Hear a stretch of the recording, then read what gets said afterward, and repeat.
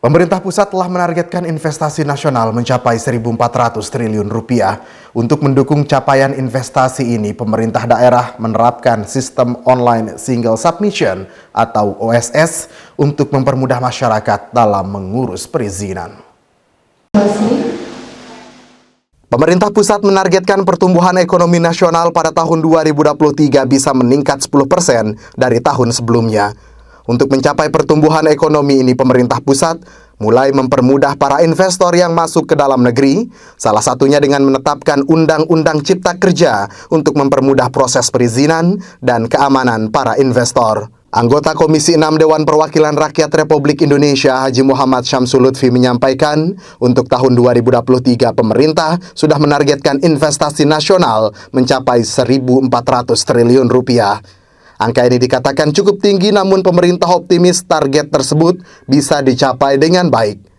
Untuk mencapai target ini, pemerintah pusat dikatakan memberikan kemudahan bagi investor yang ingin berinvestasi di semua daerah. Bahkan pemerintah memberikan karpet merah untuk menyambut kedatangan investor yang datang berinvestasi di Indonesia. Kebijakan membuka peluang investasi di semua daerah membutuhkan kestabilan politik dan keamanan di setiap daerah. Untuk itu, pemerintah harus bisa memberikan keamanan kepada investor sehingga investasi secara nasional bisa berjalan dengan baik.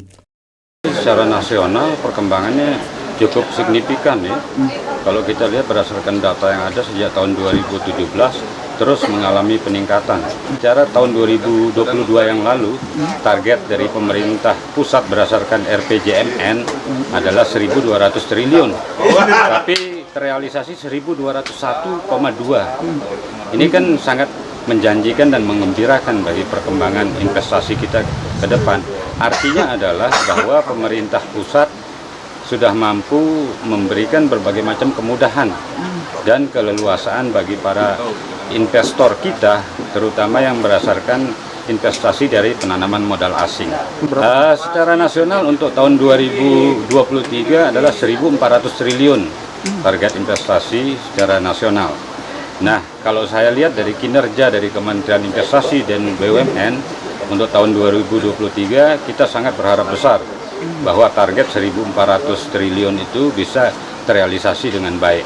Sementara itu, Kepala Dinas Penanaman Modal dan Pelayanan Terpadu Satu Pintu Kabupaten Lombok Timur Husnul Basri menyampaikan, sistem perizinan di Lombok Timur semuanya bersifat online sehingga masyarakat maupun pengusaha bisa mengakses perizinan dari rumahnya masing-masing.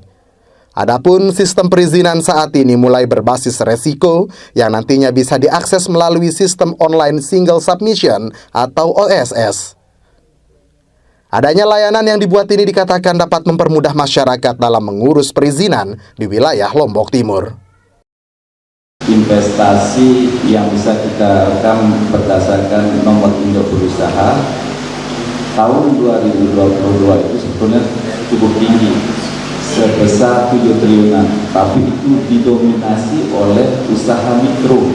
Kemudian dari sisi serapan tenaga kerja pada saat 2022 cukup besar juga, hampir 43.000 berdasarkan NIP yang diberikan oleh pelaku usaha melalui online single submission. Isnaini Rizka Alif, Laparang TV melaporkan. Cepat proses perizinan.